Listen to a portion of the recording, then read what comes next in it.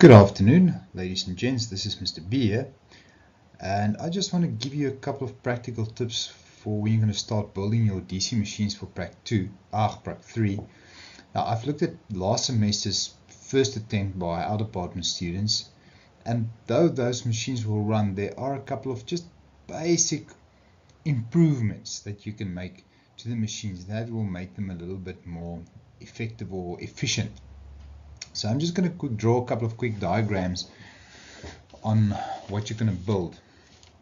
And so let's just for a moment say you have, I just want to make sure this pen works, yeah. So let's say this is your first magnet sitting over there, and so you've got your permanent magnet sitting over there. Then there's a coil that runs. Your coil go to the back, comes to the front, and then this is connected to one of the commutator segments, and this side is connected to another commutator segment. There's a brush, one of the brushes, there's the other brush, and these in turn are connected to the batteries. And then on this side we've got the second magnet sitting over there. Right. Alright, so there's our coil, and then this thing, I'm not sure which way this thing is going to rotate. It depends on the polarities. Right, so that's a 3D schematic, and you should see quite a lot of those on the internet. So obviously these magnets will then have to be polarized. On the one side this will be north, and the other side that's south. And for this magnet I want this side south, and I want that side to be north. Now let's just take the same picture. Now there needs to be a divide over there. Let's just take that same picture and blow it up a little bit, and just looking from the front.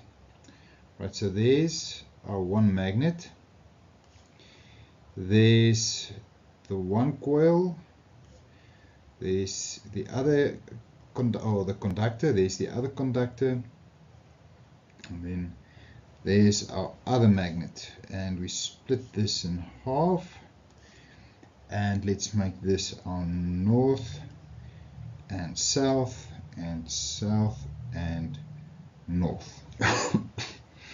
Sorry.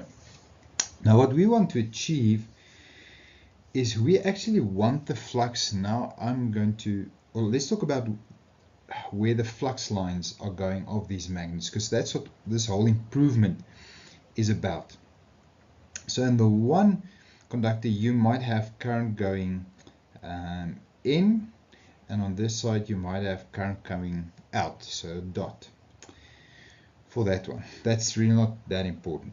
Point is, if we look at these magnets as is, the flux lines, and let's just choose a different color here, the flux lines for these magnets are going to do this. Is going to go from the north to the south pole on this side, and for this one the flux lines are going to come around, come in, and come in.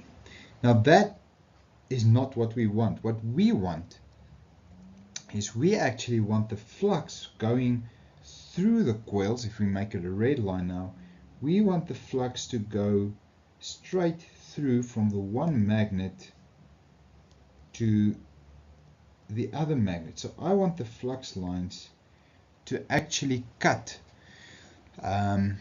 my conductors or my coils. Now how are we going to do that?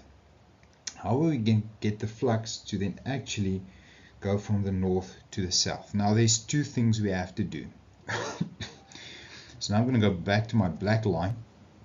The first trick that you can do is, when you build it, is to take any piece of magnetic material and actually then build a bridge. I'm running out of space here. Build a bridge from the one magnet to the other magnet. So let's just color that in. And this one. Alright.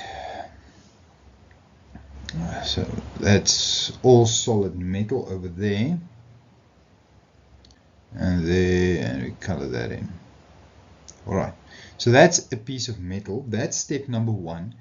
The other step is to build your rotor. Don't just make it a piece of wire, but you need to support it with something. So the ideal would be is to actually put the wire around some piece of metal. Now in this case it might as well be just, I mean, ideally if it's a rotating machine, you'd have some rotate or some round rotor. It's going to rotate, and we put some, but again this is also metal, so this is metal, some magnetic material, and this is also metal. So what this does is that now closes the air gap. I'm going to need another pen. It closes the air gap that it sees. Yellow is really not going to work for this thing. So now we've got an air gap over here, and we have an air gap over there. So these two are my air gaps. And I want to get those air gaps as small as possible. So make these as small as possible for your machine to work as effectively as possible, because that will all aid in getting the magnetic flux lines going from the North Pole. Then it goes through, let's make it a nice thick one, 0 and F3 I think.